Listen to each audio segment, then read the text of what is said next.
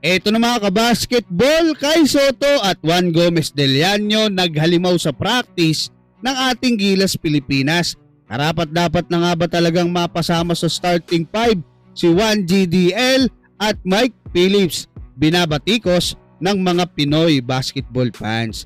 Pero bago yung magkalimutan mag-like at mag-subscribe bilang pagsuporta sa pinakabagong post ng bagong kupunan ng Gilas Pilipinas big man na si Mike Phillips na Kyoto Hanaris, ay ipinakita na nga nito yung pagsama sa kanilang kupunan ni Mike Phillips na matatandaan na ayon kay Homer Saison ay nag-beg off na muna sa paglalaro sa ating Gilas Pilipinas dahil ikakasal daw yung kanyang kapatid. Pero nung nakita nga nila yung post na yan ng Kyoto Hanaris ay marami sa mga Pinoy basketball fans ang nagwawala, nagagalit na may mga nagsasabi pa na ginamit lang daw ang ating Gilas Pilipinas para nga makapaglaro sa Japan B-League. Pero dapat nating maintindihan mga kabasketball na magkaiba yung sitwasyon ng mga players natin sa KBL, sa Japan, dito nga kay Mike Phillips.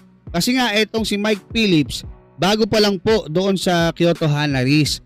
So magpapakilala pa siya dyan sa mga teammates niya, sa titira, ano ba yung sistema, at marami pang iba. Ang mabuti na nga lang, hindi po masyadong mararamdaman ngayon yan dahil nga bumalik na ulit ang ating pambatong si Kai Soto para nga dito sa Jordan at Iran.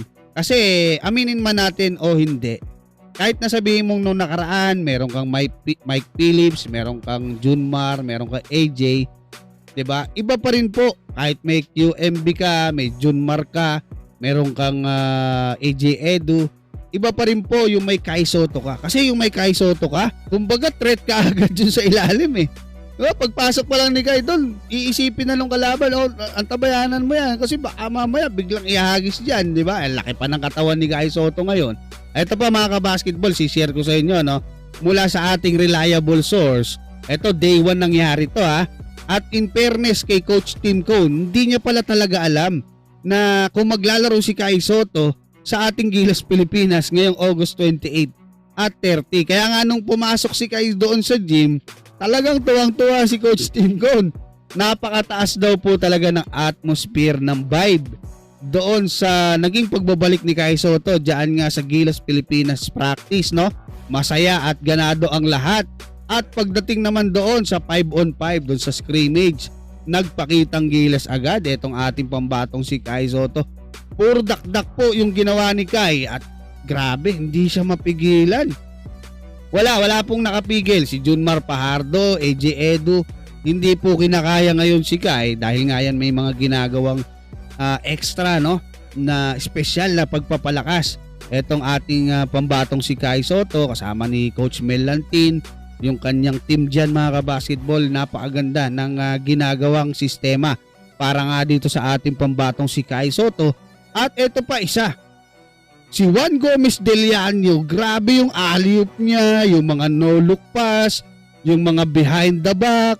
Tapos alam na alam niya, kabisado niya yung mga teammates niya mga kabasketball. Talagang napakaganda ng nilaro na itong si Juan Gomez Deliano, parang si Yuki Kawamura daw.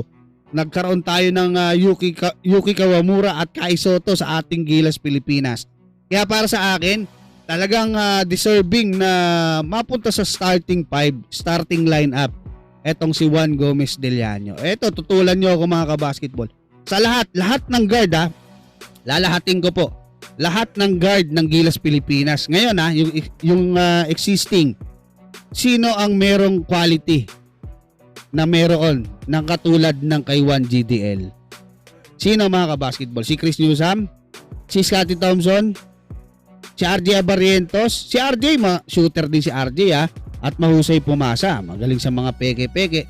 Pero hindi niya kaya yung salaksak ni Juan Gomez. Kaya para sa akin, deserving, no, maging starting point guard etong si Juan Gomez Deliano. Kasi sa shooting guard, napakarami natin yan. Pwede si Dwight, pwede si Kevin Kiambao. Sa tres, marami din tayo yan. Sila Carl Tamayo.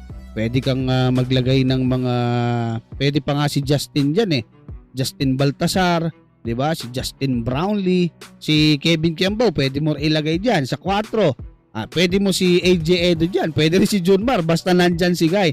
Ganoon po kalakas ngayon ang ating Gilas Pilipinas. Kayo mga kabasketball, anong masasabi nyo? Hanggang dyan, maraming salamat at God bless sa inyong lahat.